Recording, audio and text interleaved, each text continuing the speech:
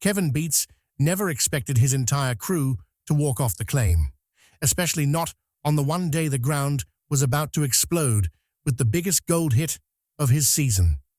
One argument, one ultimatum, and suddenly the Yukon site went dead silent. Machines idling, radios off, everyone gone. Most miners would have shut everything down. Kevin climbed into the excavator alone. What he found next shouldn't have been there. A glacial bend no one noticed. A blue layer no one believed in. And paydirt so coarse it didn't just sparkle, it clung to the excavator teeth like magnets.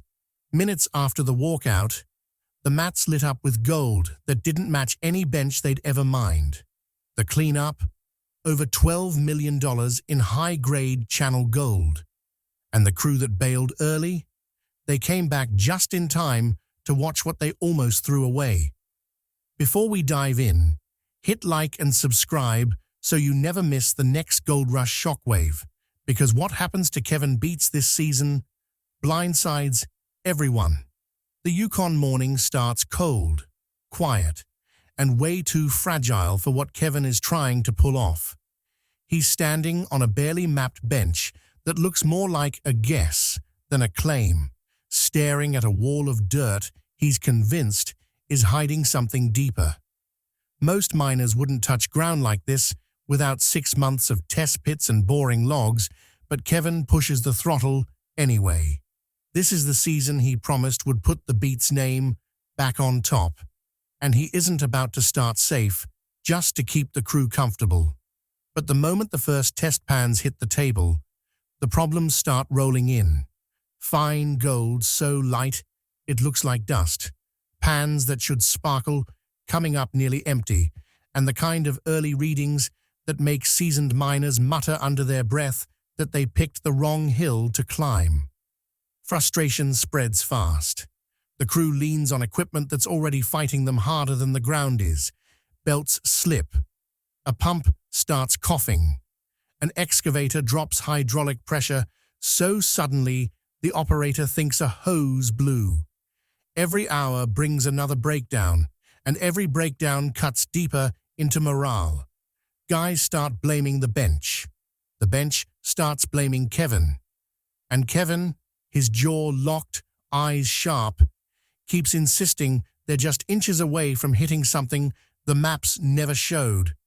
But when he turns down a safer relocation plan, the dozer operator suggests, the last bit of goodwill evaporates. Voices rise. Tools slam onto metal. Someone fires back that Kevin is gambling with their time, their pay, and their patience. The tension snaps so hard, the air feels electrified, as if a walkout isn't some future possibility. It's hovering right there, waiting for one more bad call. The rift grows fast, and this time it's personal. A miner steps up and accuses Kevin of ignoring every warning sign in the pay layer. The gravel's too loose in the wrong places, too compacted in others, water flow patterns don't match historical channels, and nothing about the stratigraphy reads like a productive bench. The mechanic, usually the calm one, shakes his head and says flat out, the bench is geologically dead. The kind of line no boss wants to hear. The kind of line no crew says unless their trust is already crumbling. Kevin fires back with something none of them expected. He has an old prospector's journal, a worn, leather-bound relic he picked up from a retired miner 2 months ago. In it, a cryptic entry about a buried velocity line, a deep bend where glacial flow once slowed and dumped heavy gold. He believes this bench sits right on top of that forgotten channel. But when he shows them the journal, hoping the logic clicks, the crew stares at him like he's quoting fairy tales. It's not data. It's not tech. It's someone's scribbles from half a century earlier. And with tensions already spiking, that revelation doesn't bring the crew closer. It pushes them farther away. They're convinced he's chasing a ghost story. The timing couldn't be worse, because the numbers go from bad to disastrous. The wash plant is running, but the mats are coming out almost completely bare. Cleanups that should show even trace amounts of promise instead deliver near 0 ounces. The sluice looks like it's processing gravel for fun instead of profit, and that's the final trigger. The crew pulls together away from Kevin. Radios off, arms crossed, grim faces all around. And they make a private decision. They're done wasting time on a bench that's dead on arrival. If Kevin won't move, they will. And they'll leave him standing here alone if they have to. But while they talk, Kevin is off on his own, staring at scan data from the previous week. Density shifts, soil compression patterns, thermal inconsistencies. The kind of technical stuff the crew usually trusts. Only this time, they haven't seen what he's seeing. There's a distortion under the ground, a massive anomaly, big enough and dense enough to qualify as something unnatural, something meaningful, something no one expected, and it's sitting directly beneath the exact spot the crew refuses to touch again. He zooms in, runs the model twice, 3 times, confirming the shape. The anomaly curves like a buried channel, real, hidden, and exactly the kind of structure that could hold gold far richer than their scouting pans ever hinted at. Kevin's heartbeat spikes. The prospector's journal suddenly doesn't read like folklore anymore. It reads like a map the old man never had the chance to finish. And the truth on the screen leaves Kevin cornered. The only way to reach this anomaly is through the very cut the crew just swore they're done with. He steps out of the trailer, the cold Yukon air still charged with the argument that nearly cracked the crew apart. But he knows hesitation will only make things worse. He walks straight to the idling excavator, calls everyone over, and lays it out plainly. He needs one more day, just 24 hours, to test the anomaly. Prove the scans, prove the bend, prove the bedrock isn't lying. But instead of meeting him halfway, the crew hardens instantly. They want shutdown. They want relocation. They want out of this ground now, not tomorrow, not after one more test. No theories, no journals, no chances. They're finished, and they make sure he hears it. A few of them step forward, tired eyes and tight jaws, telling him straight that they've burned too much fuel, wasted too many hours, and risked too much profit already. One calls the anomaly nothing more than glorified wishful thinking. Another says they're tired of being dragged around by Kevin's gut feelings. The argument starts low and sharp, but it doesn't stay there. Voices climb, step on each other, turn into a full-blown clash that echoes across the Yukon bench. Kevin fires back that he's basing this on real data, not guesswork, and that this is the only spot on the entire claim showing geological life. Someone shouts that the only thing alive here is Kevin's ego. Another tells him he's turning Beets mining into a circus. And then the mechanic, the one who always keeps his cool, steps forward, pulls off his gloves, and throws them onto the ground with a thud that cuts through everything. No yelling, no dramatic speech, just a silent decision. He's done. He walks off toward the trailers without looking back, and that's all it takes for the rest of the crew to follow. One breaks away, then another, then 3 more. Radios go dead. Engines power down, and within minutes, the claim empties around Kevin, until it feels like he's standing inside a ghost town that only hours ago was buzzing with machinery and argument. The sudden silence feels unnatural. Machines settle into their idle hums. Wind sweeps across the stripped earth. A wash plant that once shook the ground now sits still enough to hear dust settling on the steel.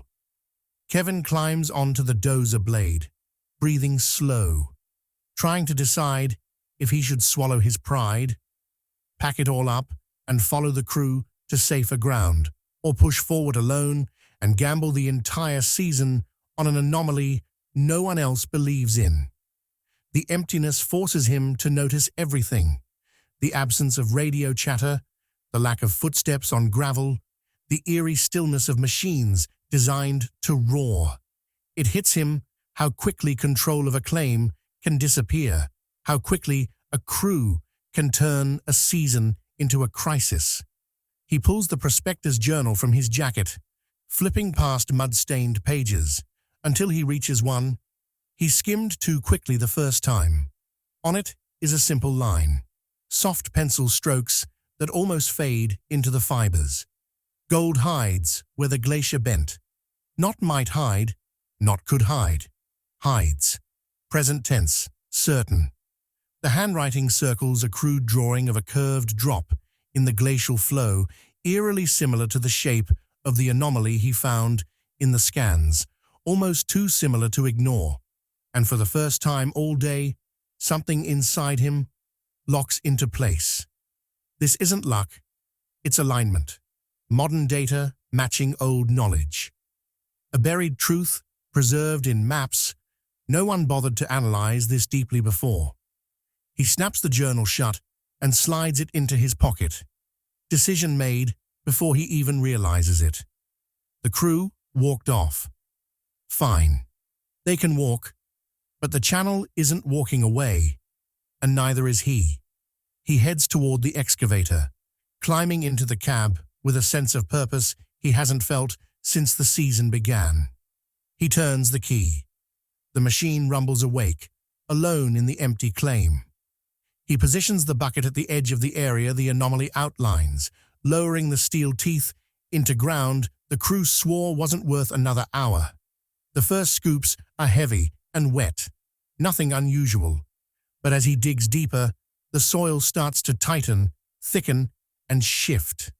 The excavator's hydraulics groan under the weight, the resistance less like normal overburden, and more like something packed by time itself.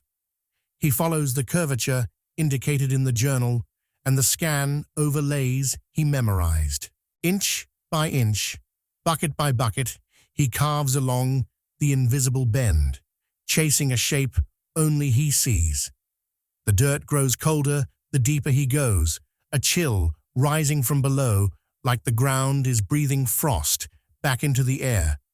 And then the color changes. A streak of pale blue pushes through the brown muck, like a vein of ice trapped in stone. He pulls another scoop, more blue. Another, even more. It's not clay, not permafrost. It's the signature material of an ancient glacial channel, compressed, oxygen-starved, and untouched for thousands of years. The kind of layer that forms when a glacier stalls, pivots, and grinds forward again, leaving behind a natural basin where everything heavy drops out. Heavy like gold.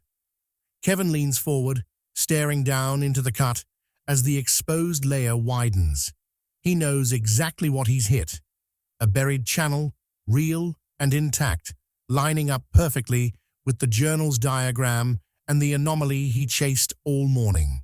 He drops the bucket again, carving deeper into the blue layer, scattering compacted stones that haven't seen open air since the last glacier retreated. Even the sound shifts. The clatter turns sharper, heavier. These aren't loose bench gravels, these are channel stones. Pressure-locked, load-bearing, the kind that hold coarse gold where the ice finally stalled. Alone on the silent claim, he keeps digging, pushing farther into the formation that could flip the entire season on its head. And as the cut deepens, the behavior of the ground changes again, not just dense, but resisting him in the way only true glacial trapline material does. He widens the cut a few inches, testing how far the layer runs, and that's when the earth gives its first real answer. A sudden flash, bright, metallic, unmistakable, races across the gravel wall and disappears into the collapsing muck. For a heartbeat, Kevin assumes it's just light on wet stone, a trick of angle and hope. But the shape, the weight, the color, it wasn't imagined. It was gold. Real, coarse, channel gold. But the uncertainty only lasts a moment. He lowers the bucket slowly, trying not to disturb the exact spot where he saw the flash. He scrapes gently, pulling away the packed gravel in thin layers, and his heart thunders as he watches the color shift again. Something heavy clinks against the metal teeth, then another, then three more in quick succession. He raises the bucket, and there, glinting, shifting, unmistakable, are gold nuggets pinned in the excavator's steel. Not dust, not fines, not flakes, actual nuggets. The kind that only form where water flow once slowed dramatically. The kind you only find in ancient channels that were never mined, never touched, never even suspected. These aren't the tiny pieces that dance in a pan. These are chunks of gold so coarse they look like someone dropped them from a pocket millennia ago. Kevin wipes mud from the teeth with his glove, staring at the pieces.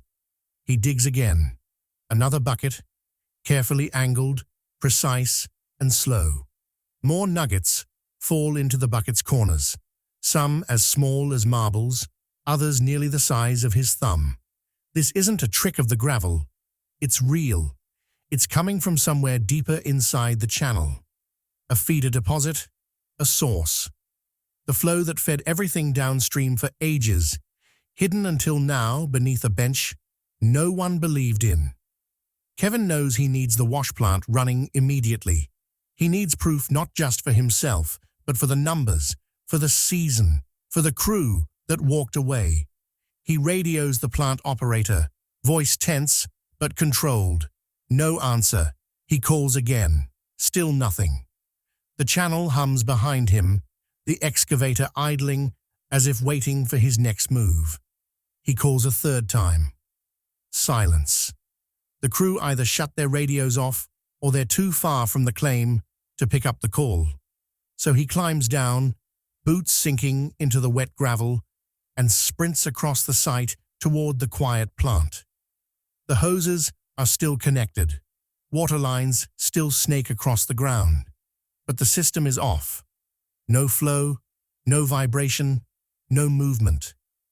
He reroutes the water feed manually, adjusting valves, forcing a bypass that sends water blasting down the sluice. The plant shudders awake, groaning like a machine coming back from the dead. Kevin shovels a small load of the compacted channel material into the hopper, manually feeding the pay because there's no loader operator to help. Water hammers across the riffles. The mats darken. Heavy particles settle. He waits until the flow smooths out, then shuts the system down again and pulls the first tiny cleanup. It's small, but the gold in it is coarse. Too coarse for this bench. Too coarse for surface deposits. Coarse gold in small quantities almost always tells the same story. A bigger deposit is extremely close. A pocket feeding into the trapline. A source that hasn't been mined or eroded or pushed downstream. Kevin kneels by the cleanup tray, staring at the jagged pieces in disbelief. This isn't a fluke. It's not random. It's not the bench suddenly deciding to pay after a week of starvation. This is the signature of a channel opening up beneath him. A channel that hasn't been touched by any miner in modern history. And the trapped concentration inside it means he might have just broken into the richest section without even realizing how close he is to the core. He wipes sweat from his forehead and turns back toward the excavator. If he keeps cutting along the bend, he could expose the full feeder pocket. He could drag out more coarse gold in minutes than the entire season has put out so far. Word doesn't take long to travel in a mining camp, even when no one answers the radio. A few minutes later, Kevin hears the crunch of gravel under boots behind him. Not many, just two at first, then a third trailing behind. Crew members, returning not because they trust him or because they've forgiven him, but because rumors always get people moving. They stop a few yards back, arms crossed, faces unreadable. They watch him pull another full bucket of pay from the channel's heart. When the bucket lifts, gold is visible, even from where they stand. Glints in the mud, thick and heavy. The silence between everyone is thick, electric, impossible to ignore. The mechanic, the same one who threw his gloves earlier, steps forward cautiously. He scoops a handful of raw gravel, letting it slide through his fingers, then crouches and takes a fresh pinch straight from the bucket's edge. His expression changes instantly. Eyebrows tighten, jaw locks, eyes widen with a recognition he can't fight. When he finally speaks, his voice drops to a whisper heavy enough to cut through the cold air. This isn't bench gold. This is channel gold. The words freeze the crew in place. Channel gold on untouched ground. A feeder line sitting under the dirt they refuse to dig. Coarse nuggets spilling from a trap line no one believed existed. And as Kevin pulls the excavator into another slow swing, the realization hits every miner standing there. They didn't just walk off bad ground, they walked off the richest cut they've seen in years.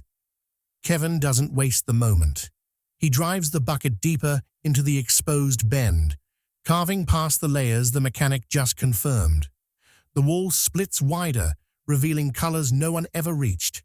Pale blue, giving way to darker, heavier clay, streaked with mineral-rich seams.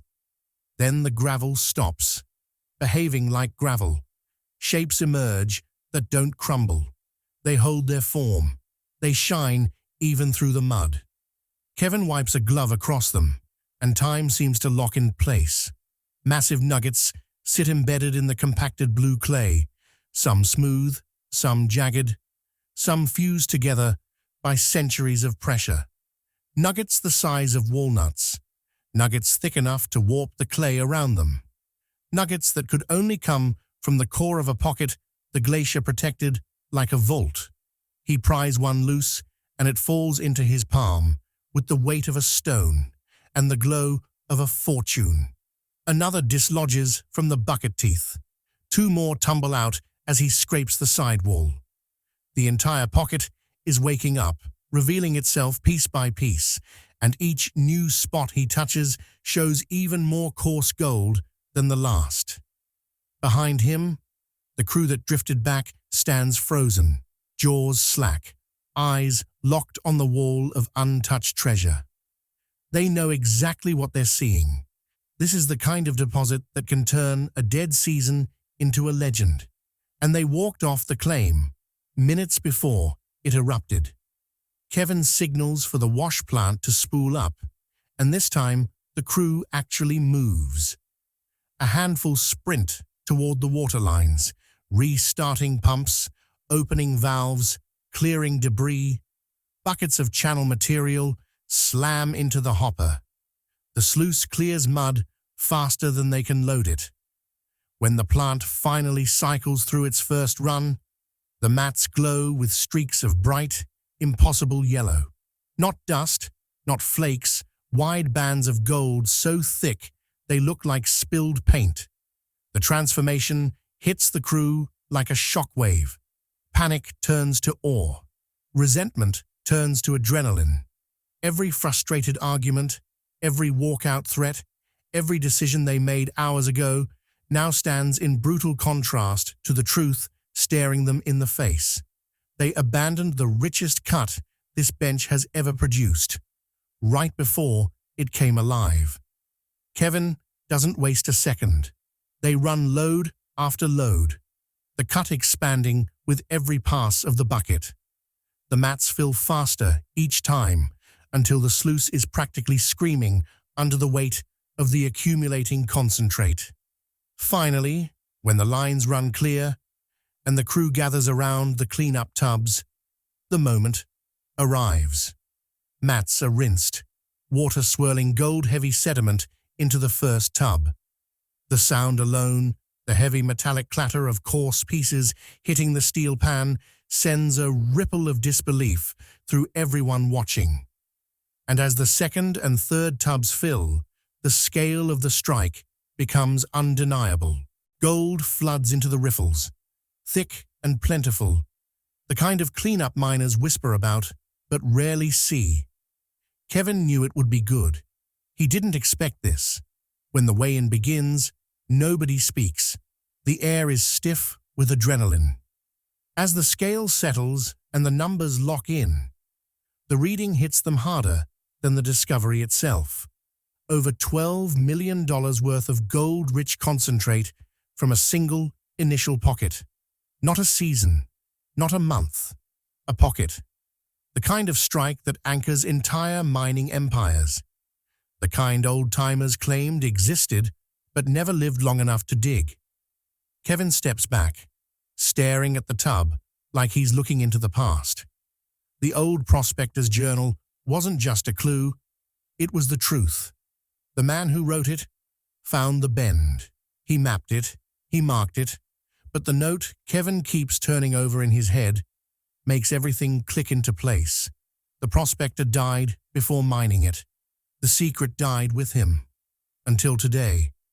Now the crew stands in stunned silence, each of them realizing they walked away from a discovery miners spend their whole lives chasing. Their faces flicker with disbelief, guilt, and awe. Nobody moves. Nobody breathes. It feels like the Yukon itself has paused to listen. When the shock finally breaks, Kevin gathers the crew near the cut. His voice isn't loud or angry, just steady, edged with a weight none of them can ignore. He talks about trust, decisions, pressure, and what walking out means in a place where one wrong move can erase an entire season. He tells them how close they came to missing everything, how the signs were there, not obvious, but real, and how he needed them to believe in the possibility, not just the proof. The crew listens, eyes low, boots dug into the gravel. Eventually, one steps forward, admitting they misjudged the ground. And him. Another echoes it, then another. The truth rolls through the group until the entire crew stands united again, not because they were forced to be, but because the gold in front of them has rewritten the entire story. Kevin turns back toward the cut, knowing this is only the beginning. The exposed channel isn't small. It stretches beyond the boundaries of the pit, deeper toward the valley, curving exactly like the anomaly predicted. He climbs back into the excavator, but before starting the engine, he flips open the prospector's journal to the last page he hadn't fully read. A final note circled in faded pencil. The bend continues. He looks out across the untouched land beyond the cut, rolling sections of earth unscarred by machines. Ground that hides the rest of the channel, the deeper pockets, the feeder zones, the path the glacier carved thousands of years before the first miner ever set foot in the Yukon. The crew gathers behind him, their eyes trained on the same horizon. For the first time all season, the land ahead doesn't look uncertain. It looks loaded, waiting, almost daring them to take the next step. And with the pocket awakened, the gold flowing, and the truth finally uncovered, Kevin knows the real work, the real fortune, lies in the untouched ground stretching forward, filled with possibilities none of them even imagined when the season began.